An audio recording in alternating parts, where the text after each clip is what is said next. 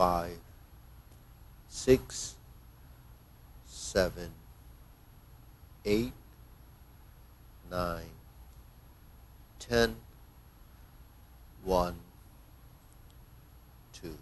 Center. Hands on your waist. Neck turning. 1, 2, 3, 4, 5, 6, 7, 8, 9, 10. 1, 2. Back and forth.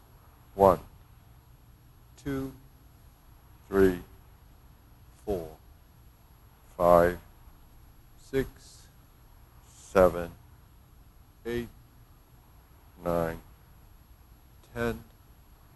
1, 2. Tilt to the side.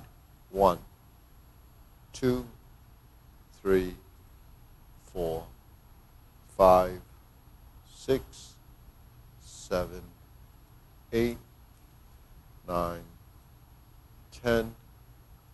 1, 2. Center. Rotating. 1, 2, 3. Reverse. 1, 2, 3. Hands up. Pull in. Inhale. Exhale. Inhale. Exhale. Inhale. Exhale. Okay, spread your feet. Turn your shoulders.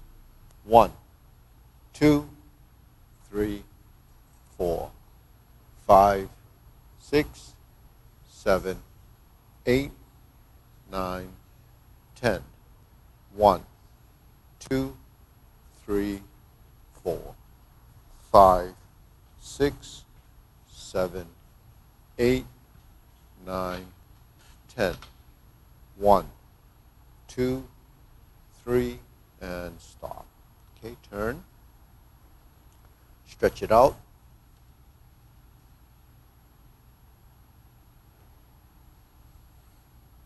Other side.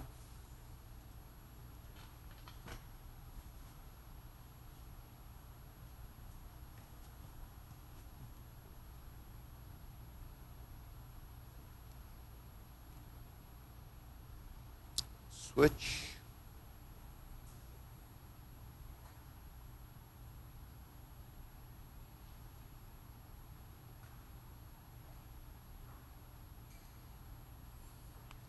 Switch.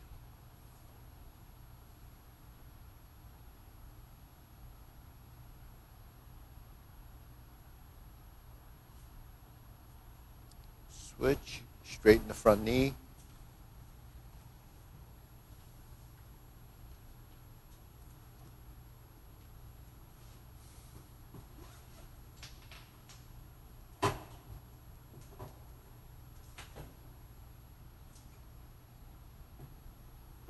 Switch.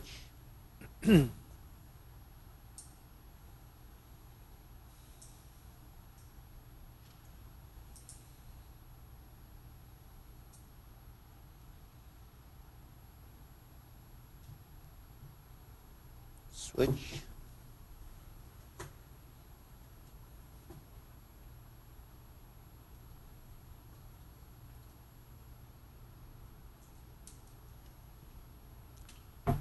Switch the other side again. Stretch. Relax.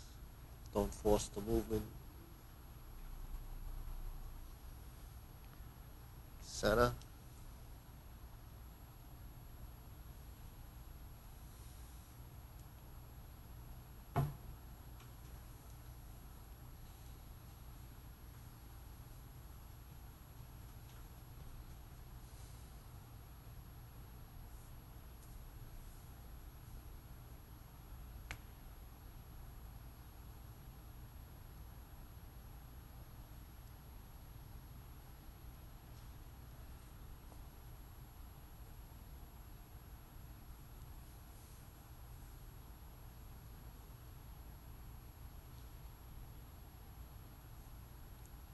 Okay, shake it out.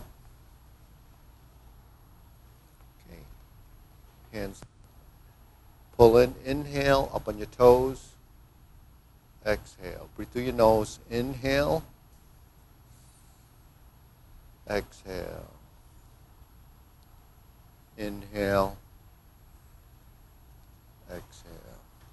Okay, hands in your waist, shoulder roll. Okay, ready? 1, 2, 3, 4, 5, 6, 7, 8, 9, 10, 1, 2. Reverse. 1, 2, 3, 4, 5, 6, 7, 8, 9, 10. 1, 2. Okay. Press, release, exhale, inhale.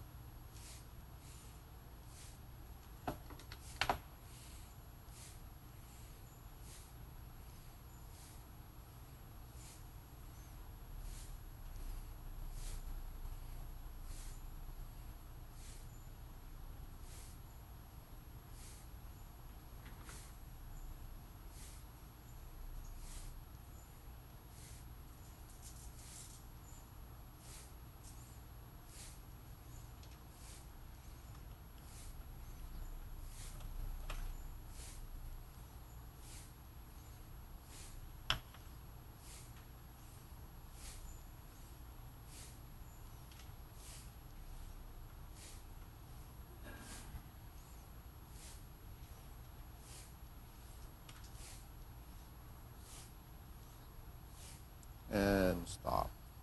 Hands up. Pull in. Inhale. Exhale. Inhale. Exhale. Inhale. Exhale. Okay, wrist.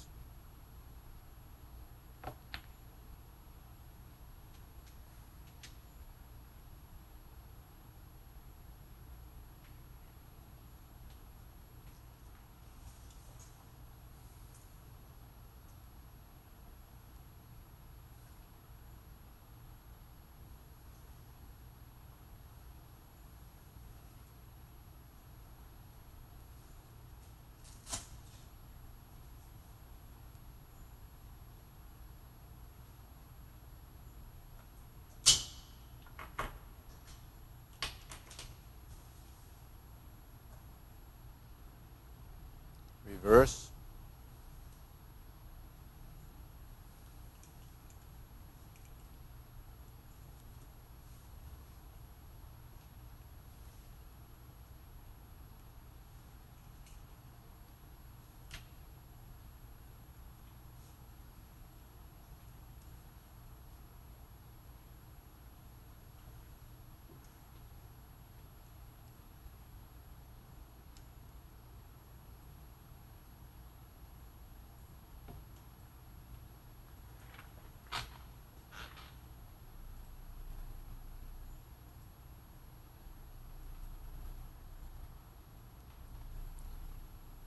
Okay, palms down.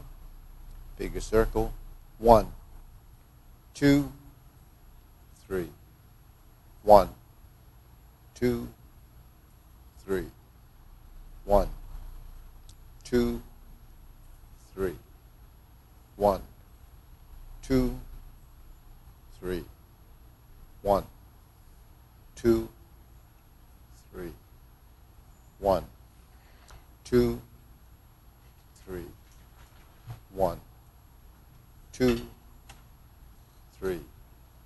1, 2, 3. 1, 2, 3. 1, 2, and stop. Okay, shake it out. Okay, let's balance. Let's just do a little shifting of the weight first. So this is something, people that are following online or wherever, it's finding that center of gravity. A lot of times we can't find this position. So if you think about this, if we shift the weight all the way over and the tailbone points toward the heel of that supporting leg, if you get enough weight over there and relax this leg, what happens? It just swings toward the other leg, because once you take the tension out of the joint, it just free falls. So gravity affects your body. When you shift and let that go, that's your center of mass. If you go like this and you shift and then you hold that out there, you created tension. Tension creates an imbalance. So the only way to balance this is to do this, right? Because you have to be centered. So that's counterweighting.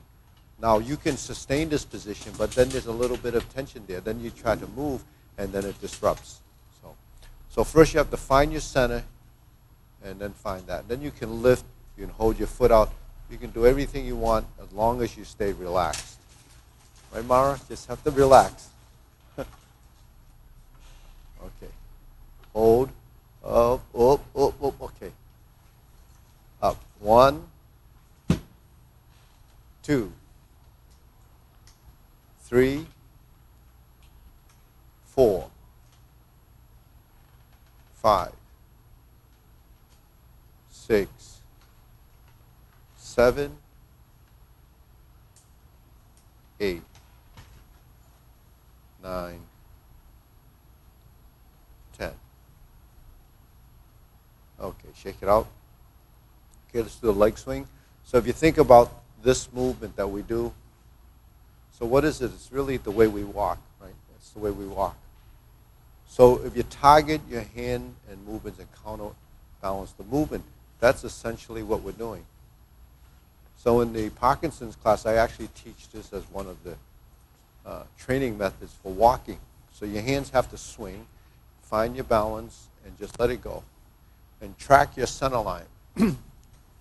So to track your center line, you have to turn the waist slightly toward the center or your shoulder. So frees up your lower back.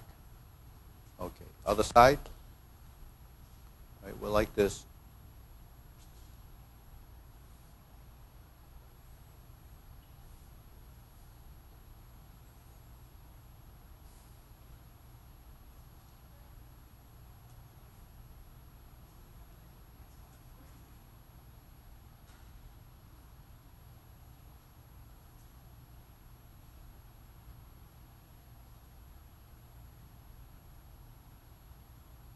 And center.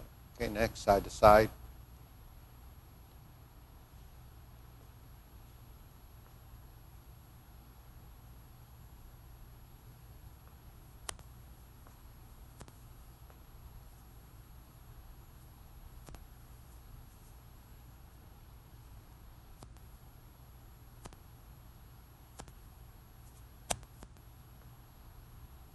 Okay, switch.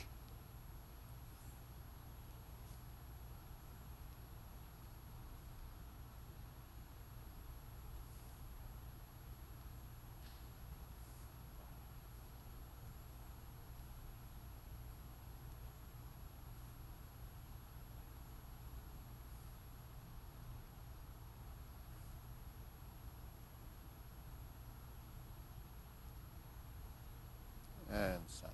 Okay, shake it out. Okay, deep breathing, hands up. Pull in.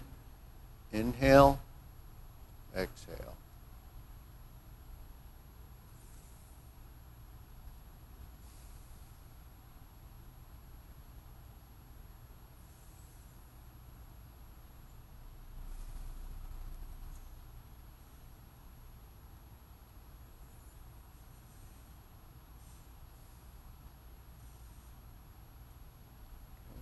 Hold the ball. Step out. Silk reeling.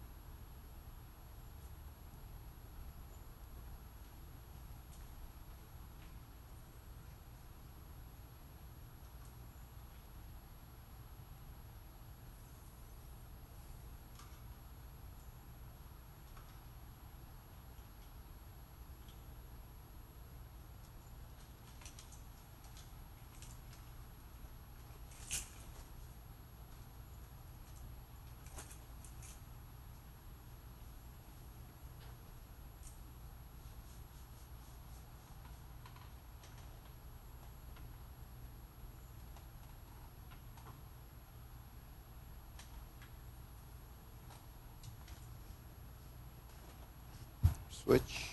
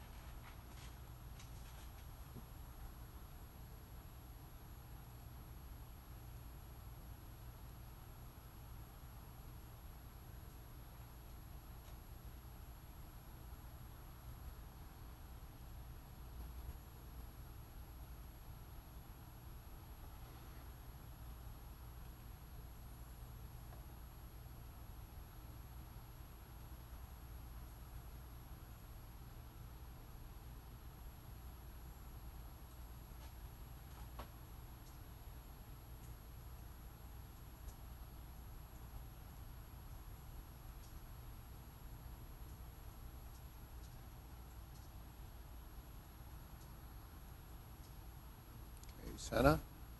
Open and close.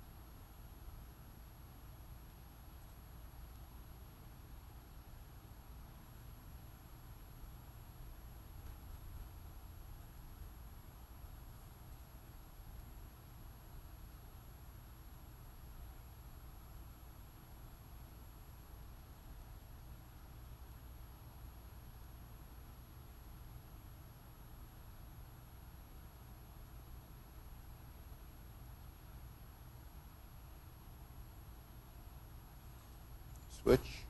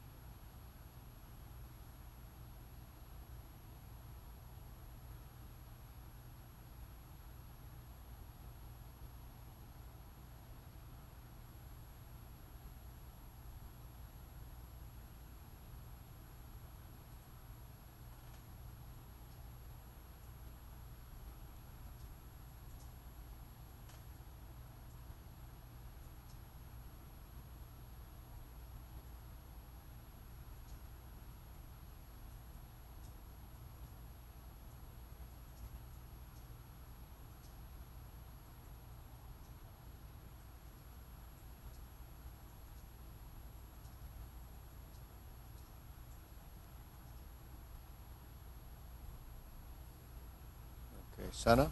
Circular movements, feet parallel.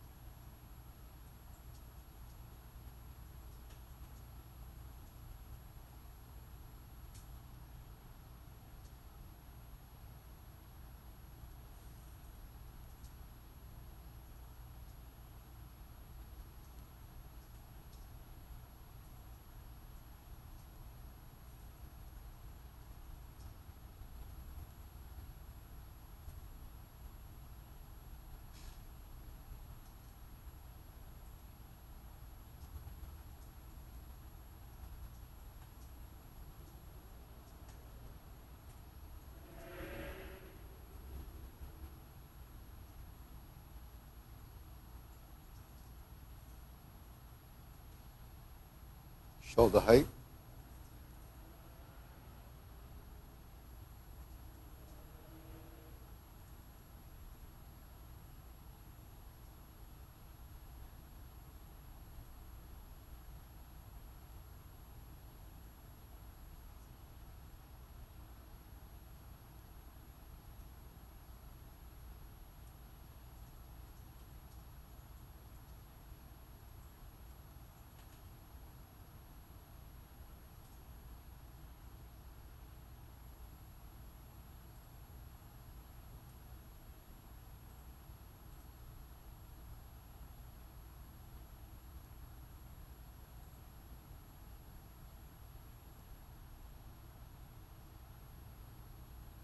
Elbows down.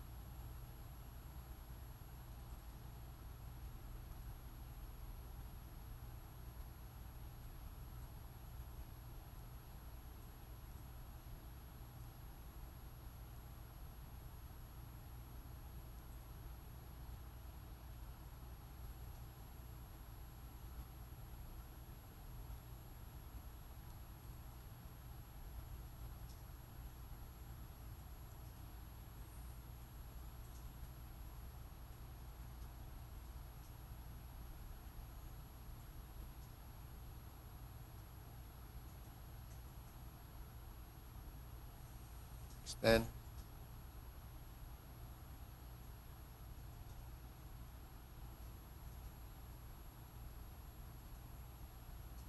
Okay, deep breathing. Inhale. Exhale. Inhale. Exhale. Inhale. Exhale. Okay. Diagonal flying.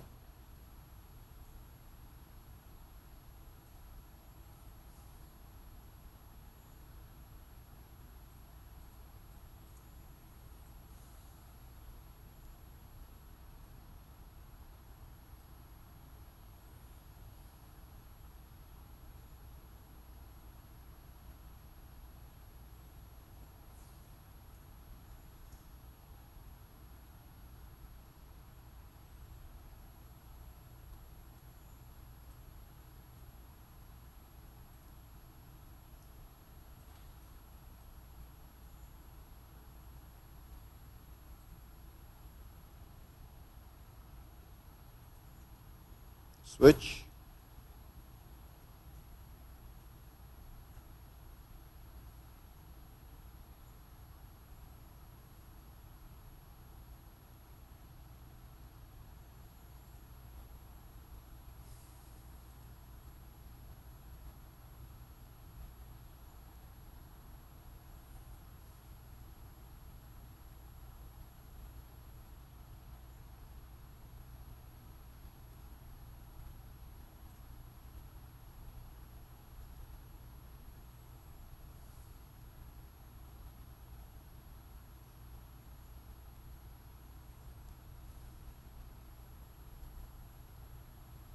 Okay, cloud hands.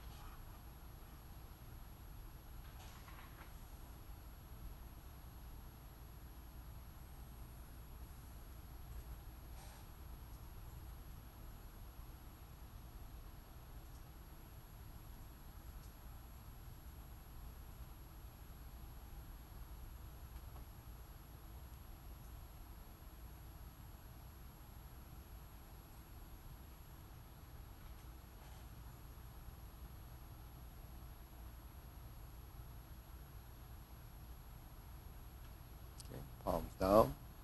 Lift up, carry tiger to the mountain.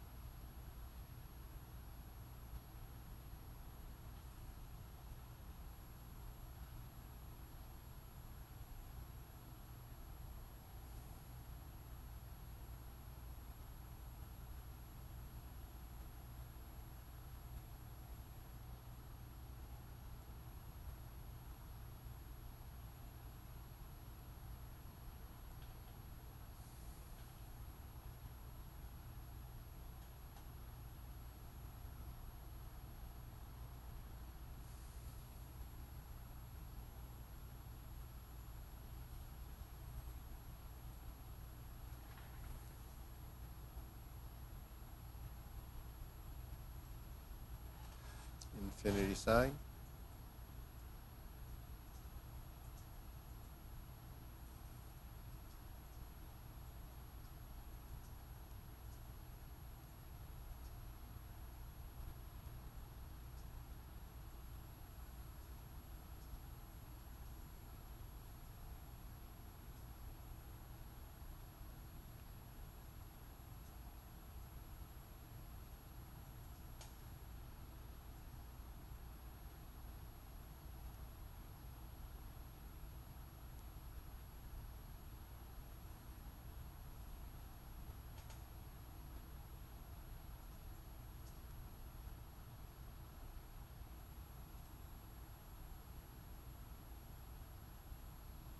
Form the fist.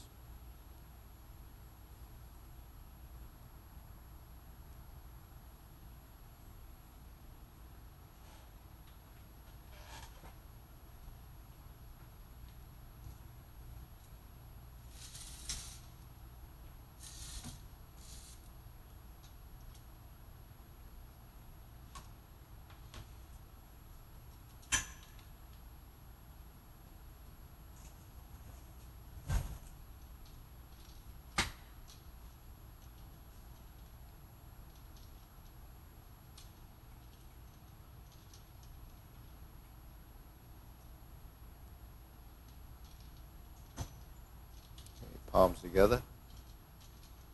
Strum the lute.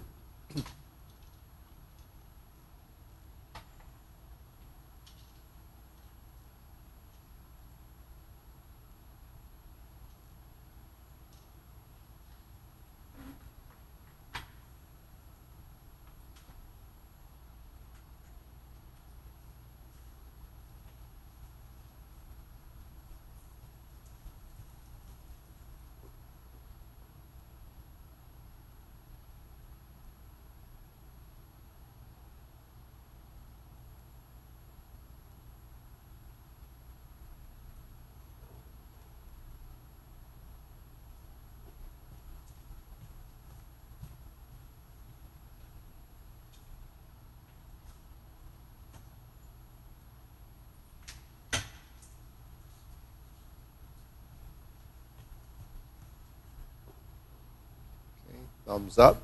Alternate the shoulders.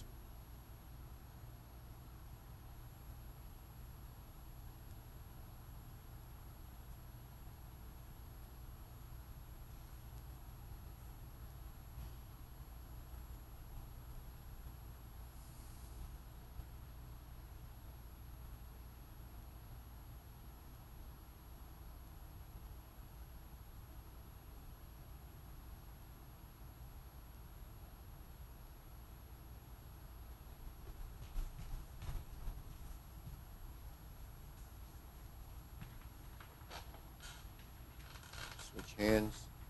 Thumbs up.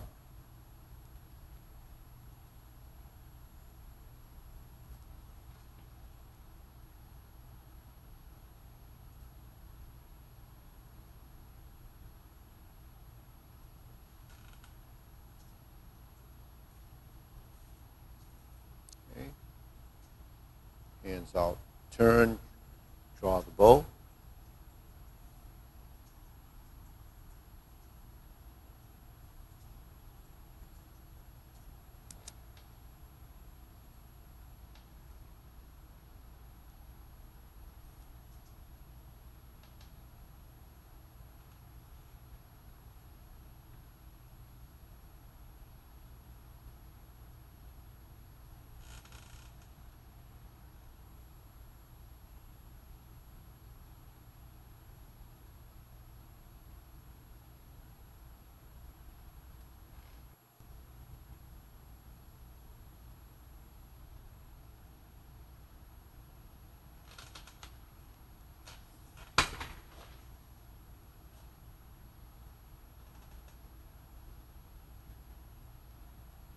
Okay, spread your feet, fan through the back.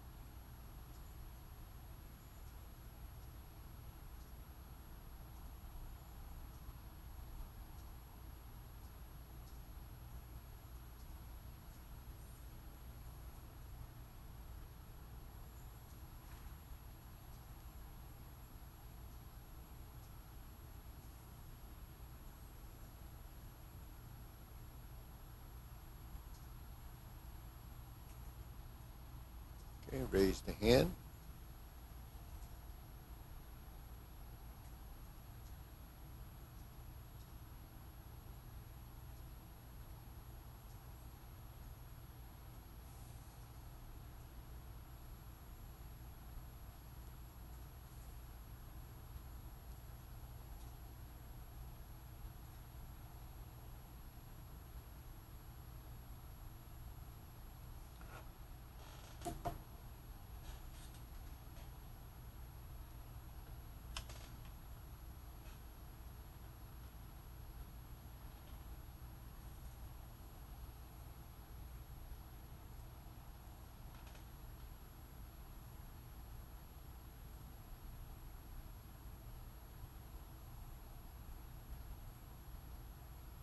Okay, hands down.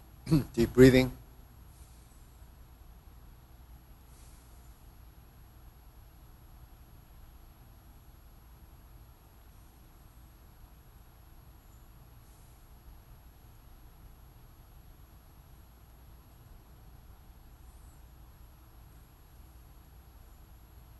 Okay, so before we do the Tai Chi Paradigm form, because this is an hour and a half class, we're going to go through some of the postures in the linear form, I call it, and it's just the front version of the different movements. So we're just going to cycle through all of those. So you just copy along. Right? So we start off with our feet parallel. So we're going to work with preparation. Then we step up on the left side to find the vertical. Then the horizontal press. Then we're going to twist out and step up.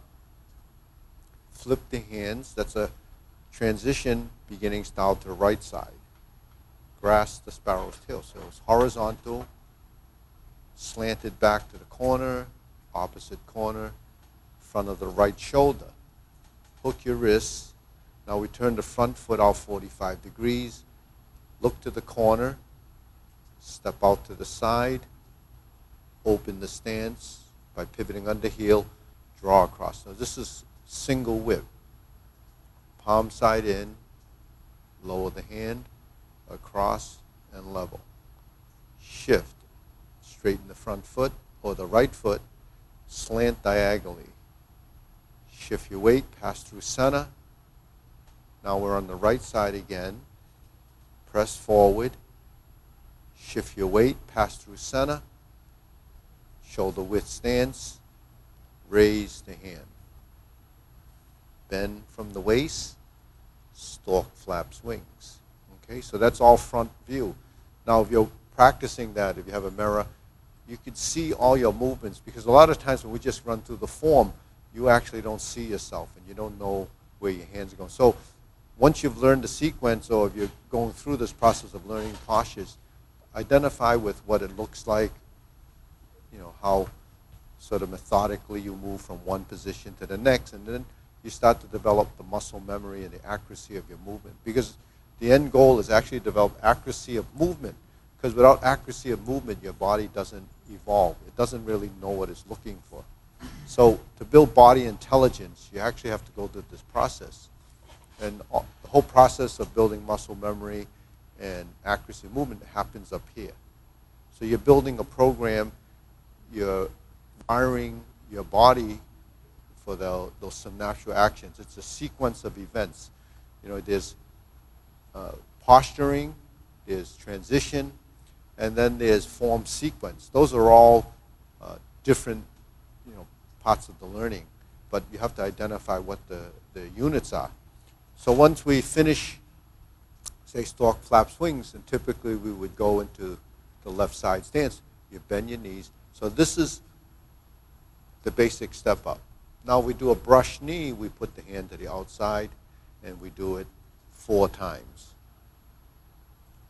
So essentially everything is just done in place. Now if we step forward and twist, whether it's in place or stepping through, you have your left side, and this is brush knee, left push. We sit back, go to neutral. Neutral's set up. It's a starting position. So your body needs to be square. It needs to be vertical on the center line. And you go to the horizontal position, thumbs on the center line. When you press forward and you twist your step, you're actually hitting in that corner. So you shift your weight and you turn. Now you're in that corner. When we step out without turning the waist, you turn back to center, and then you push forward. Okay, and then we're back. So we did 4 brush knee. So between the front position and the 245 sides really is determined by where your feet are hitting, right? So your toes actually dictate direction of movement. They're like you're steering, like the wheels in your car. You're steering in a direction. So when I turn the foot out like this, I leave my body like this, you're going to be off balance. You're going to be double weighted.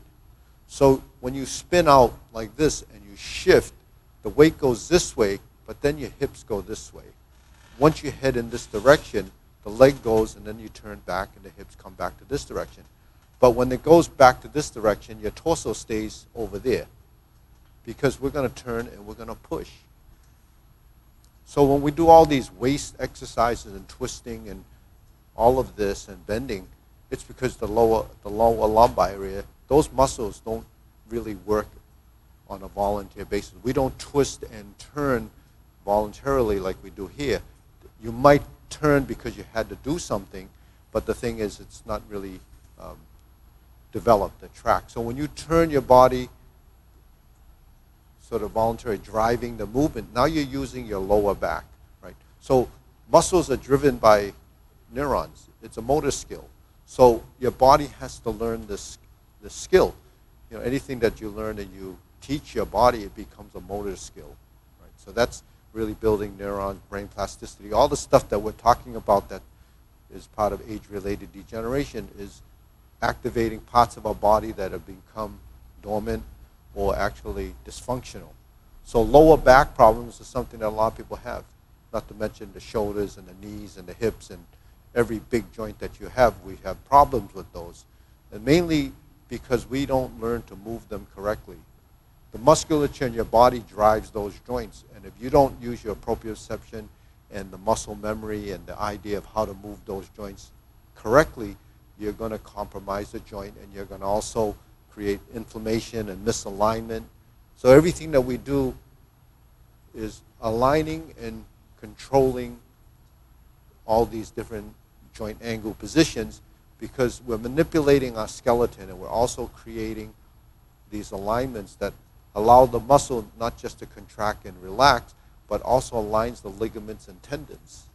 So that's one of the things that you struggle with throughout the lifetime of practice, because aligning your body and joints and so forth is part of your proprioception. All your joints have these sensors in it, and the muscles have sensors in it. Those sensors detect how much strength it needs to create a certain speed, to create the alignment, the fullness of that movement. So all of this is driven by this. So that's really why when we do these movements, it's not just randomly moving our hands. So it's really to create these positions. Then along with that, what are we ultimately doing when we move? We're producing circulation. So while we're all so concerned with our immune system is really something that we control when we do movement. Our lymphatic system is that system that controls the immunity, right? So until they develop some kind of vaccine, everybody's worried about their immune system. So what can you do outside of taking medication? You exercise and you move, because what you do when you create good circulation is you strengthen your immune system, because your lymphatic system becomes balanced. That's the interstitial fluids and all the stuff that goes in. It brings nutrients to the cells. It has the stuff that fights bacteria, the T cells and all that go through your system. So it fights off the bacteria and viruses in your body innately.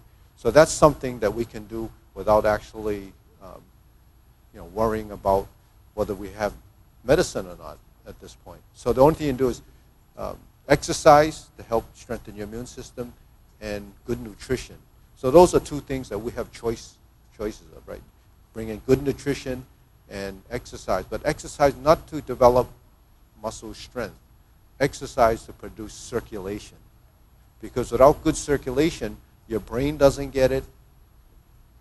Every system in your body doesn't get it. So that's why we need to move correctly. Sitting, not moving is the worst thing you can do. So if you're worried about your strengthening of the immune system, you have to move gently, move your joints, and you wave the hands. But you have to be conscious and mindful of what's going on, and that will help your system strengthen. Now, we wear masks, and they say the reason why is because of the droplets. So because your eyes and your nose and the mouth is mucous membranes, that's where that bacteria gets in. Once it gets in your bloodstream, your system has to work it.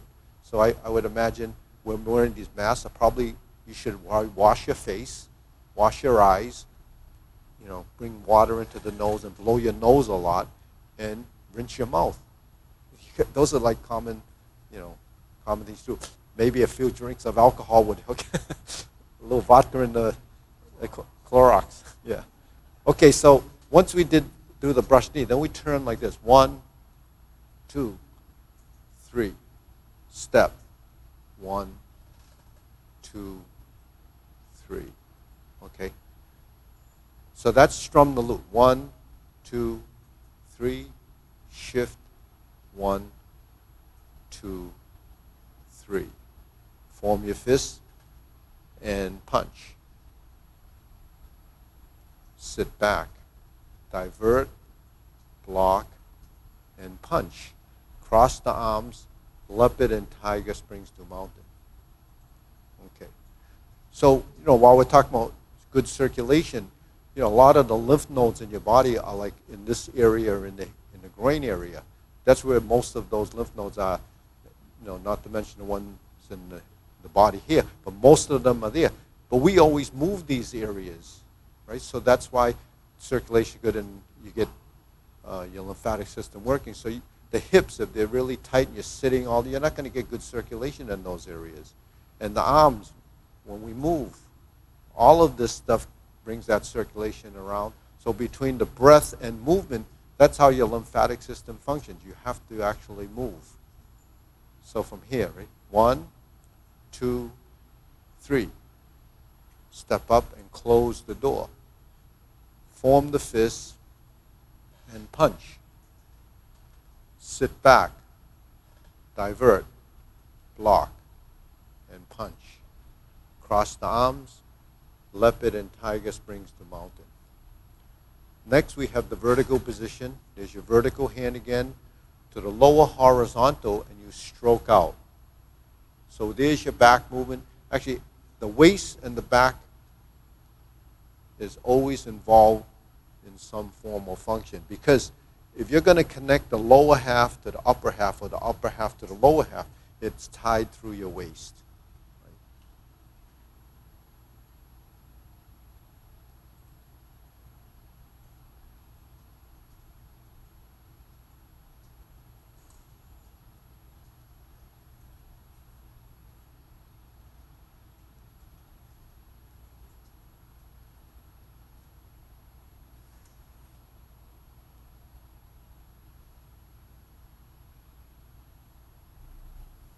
Now we're here, and we step up to diagonal flying.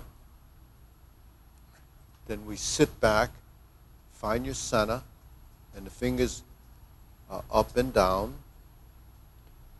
Then you step out, and we would do fan through the back. So let's step out to the side and do fan through the back, just like the drill. Now when we turn, we stroke down, invert the hand, sit back, turn, parry, and punch. Okay, so forming the fist we've already done in the first part. So we form the fist, turn back to the front, divert, block, and punch. Cross the arms, find your center. Everything works off your center. You're referencing your center. So let's step over to here now. Okay. Now we're going to do carry tiger to the mountain toward the mirror. And we're going to go to the left side movements. We raise the left hand, bend from the waist, stork flaps wings. We relax, step up, go to neutral position, left side grasp the sparrow's tail. Hook your wrists, turn to the corner, open the stance, single whip, left side, palm side in, across, flip the hands over, shift is your diagonal flying again, shift, step up, okay, sorry, this is actually part the horse's mane now. Okay, so let's go from here, right? We just finished diagonal flying. Sit back to the front, stroke down, hold the ball, part the horse's mane. Toe out, step up, neutral position, stroke down. So that's rolling back, just like if you were in grass or spout. It's the same motion. Then we go over the top, and we have diagonal flying. Now we sit back, cross over, 1, 2. So this is something that we've kind of not paid attention to, is that when we step, when we move the lower part of the body, we have to move the upper part of the body. So in the beginning, you would learn it as 1, 2, 3, 4. So the upper body and the lower body is not developing the relationship. So when we shift back, now we sink. You see, you relax the upper body to here. First, relax the shoulder. Then you're going to turn so the hand starts moving across with the leg. And when you shift the weight, the hands start to go back to center. Then you're forward, and you're back, you turn, and you lean forward. Now we sit back and begin to pass across like this. So you see how the hands start to create the next position. Then we step, this is here already, and we step again. And then we go forward, back, 1, 2. Now you drop your elbow, set up this hooked hand position, and we're back to single whip. We drop this hand. When it gets to here, this hand goes down. And then you start to swing around. This is the cloud hand movements. And you pivot your feet, taking you in the direction by using your toe as the directional meter, sort of. Now from here, we open the stance to single whip. 1, 2, 3, 4. Flip it over, adjust the feet, diagonal flying, and you close the form. Out to the side, relax, and down. See? So all these joint angle positions is not dialed into your movement, so you have to go through it. So what we did was the posturing of the different movements in the form. So the practice after sequence, or even building sequence, is to identify the posture and then work the posture till your body starts to recognize it. Because, you know, if you're going to evolve through this process, you have to constantly go through this cycle. Because each time you go through the cycle, you'll pick up something new. That's what discovery is. And without discovering, you know, the differences, then you really don't know. Right? So body intelligence, we call it, you know, dongging. It's understanding strength. So understanding strength is, you know, the whole purpose of doing all this stuff. Understanding strength is, it's a, you know, it's virtual in a sense because it's not tangible. When it's not tangible, we can't really identify with what the movement is doing because we have no association.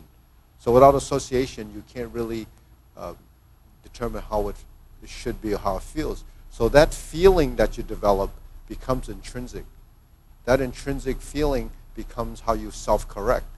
It's a really long process, but that's what happens, you know, over a long-term practice. So that's why when someone first learns the form, they say, well, how do I improve? How do I get better? It's all of that that has to happen. It's pretty deep. So anyways, let's go through the whole form from the beginning, the mapped out one. Then we'll do the long form. Okay, we'll do the short form first. It's a mapping because you know, because that's why I do an hour-and-a-half class, so we can do that. Then we can spend some time with that. So you can come 3 days and get 4.5 days worth of class. Okay, ready? Preparation, and we move.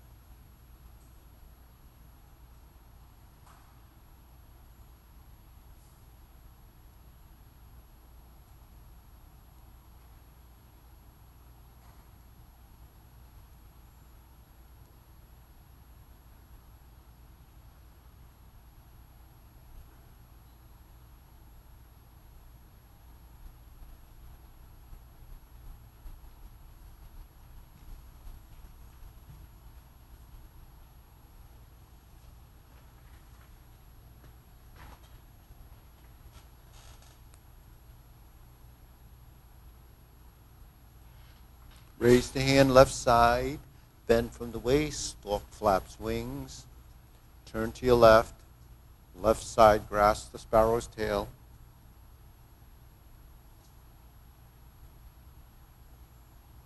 Hook your wrists, back to center.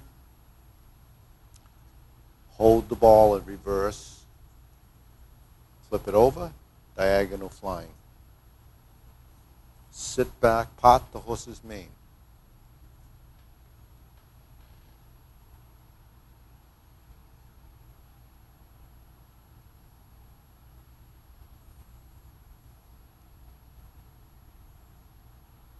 Cross corner.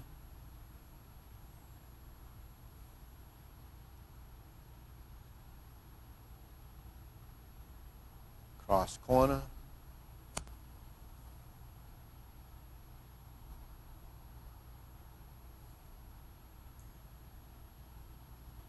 Hook your wrists.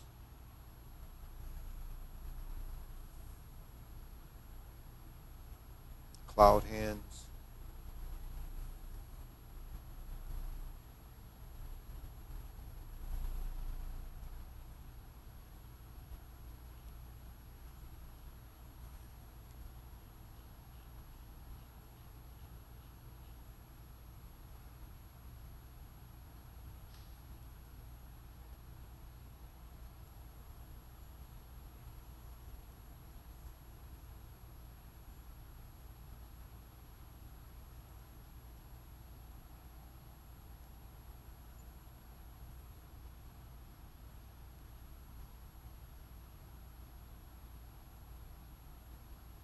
Okay, deep breathing.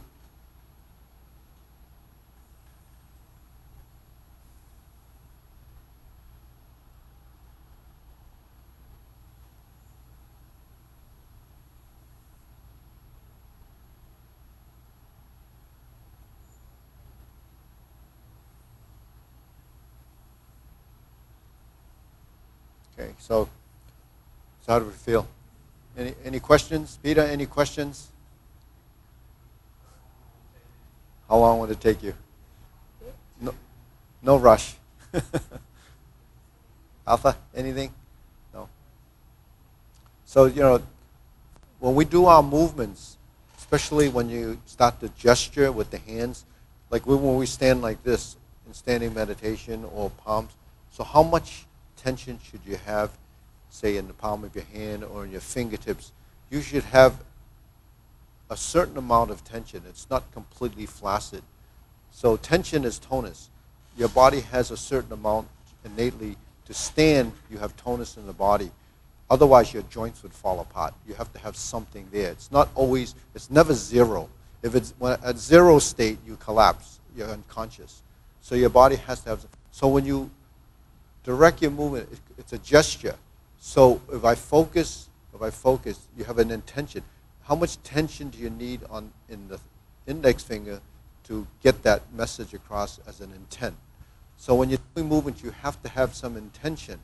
So it can't be completely like a cloud hand. Should not be just a wet rag. Because the movement is in this direction, so now you have to have a certain amount of energy on this side to direct the movement. If you're changing into this direction, you have to lead with the fingers and then end with the palm. But you have to regulate the amount of strength there to avoid the tension and to avoid conflict in movement. So you have to get that feeling. So that feeling, when I say it's not tangible, because you can't really understand how much you're using, it's like stirring a cup, right? If you have different liquids in there, it depends on the viscosity of the fluid. When you stir, it has a different feeling. Sometimes if it's thicker, like molasses, you'd have to use a little bit more strength.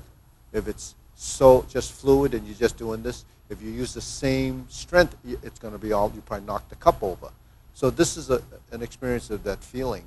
When you're doing this movement, when this hand strokes across, the gesturing, the way the wrists and the fingers go is all part of that. So if movement is complete and it goes through the whole body all the way to from the tip of your toe to the top of your head, your body has to be constantly configuring and sensing what that direction of change is. Because movements are three-dimensional, it's not happening here. It's three-dimensional. So there's multi-dimensional in every piece of your body. So how long does it take to track that? How long, well, when do you experience that if the body is one solid block in a unit? So you have to break up that block. What is that block? It's your torso, which is chunks, right? It's pieces of skeleton that's not manipulating because it's rigid. That's a problem from day one, that unless we used it, it probably stays like that. So it stays like that forever. So that's why as people get older, they get stiffer and stiffer and stiffer. It's not because the skeleton has changed. There are some transformation and aging there, but it's mainly because you don't move it. And if you never moved it, how can you get circulation in those areas? So that's part of the dysfunction. So let's go through the long form. So we're starting here. Preparation.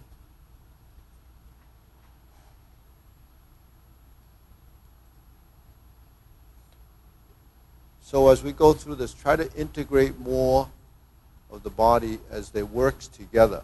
You're moving one side and the left. Is always a relationship between the right, left, upper, and lower tied through your torso.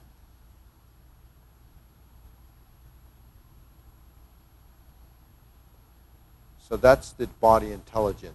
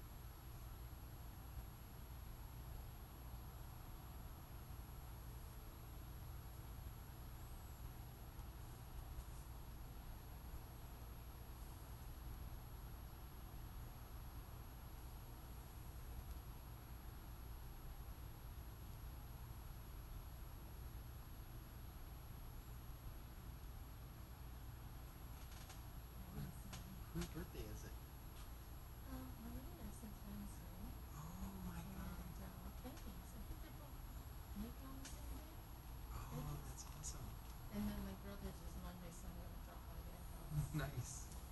Wish him happy birthday for me.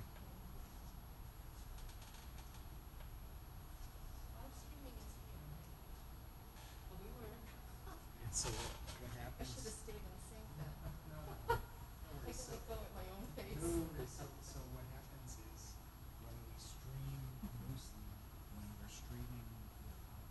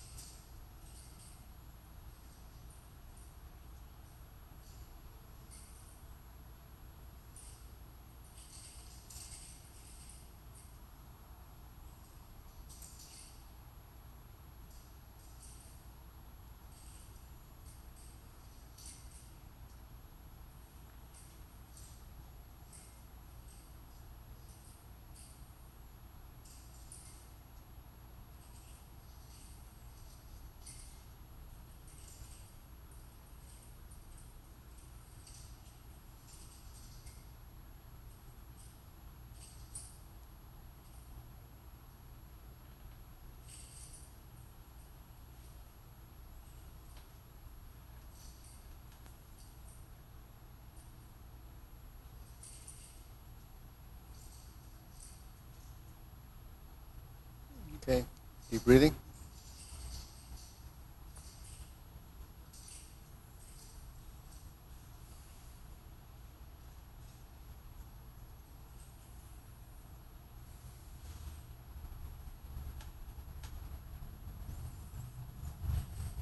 So the term sink the elbow, relax the shoulder, that's it's a pretty prominent principle that's in actually all the different styles that we teach, whether it's Mudangari or Hongkun. It's always speaking of sink the elbow, relax the shoulder. So sinking the elbow and relax the shoulder is not just this. That's sinking the elbow, relax the shoulder. This is sinking the elbow, relax the shoulder. This is sinking the elbow, relax the shoulder. All of those, in every movement you have sinking the elbow, relax the shoulder. But we don't pick up on that because of the experience and the fact that we're not conscious of that happening. Because what is sinking the elbow, relax the shoulder, or sinking the knees, relax the hips, and releasing the ankle is really taking out the tension in the joint and in the muscle to allow for the body to settle and sync with gravity. If you take out the physicalness and the physical tension and allow gravity to act on your body, then it becomes a releasing rather than a physical action. So if you're going to balance movement, you have to balance that relationship using the correct amount of strength. So that the other principle is to use your mind intent, 用意不用力, or not strength. So that's the idea. How do you use your body efficiently without taxing it with excessive physicalness? So that's what you learn going through this process. So at the same time, Tai Chi is a relationship of yin and yang, a principle of balance in nature, right? So your movement shouldn't be like tofu, just soft and flaccid or whatever. And it shouldn't be stiff like a board. So those are two extremes. So the relationship of building that balance will evolve constantly. You'll be a little tenser in the beginning, and sometimes you might be completely too flaccid, too soft. So you have to constantly build that relationship until it gets to a point of absolute control. So that takes more than a couple of days. So, yeah, we won't.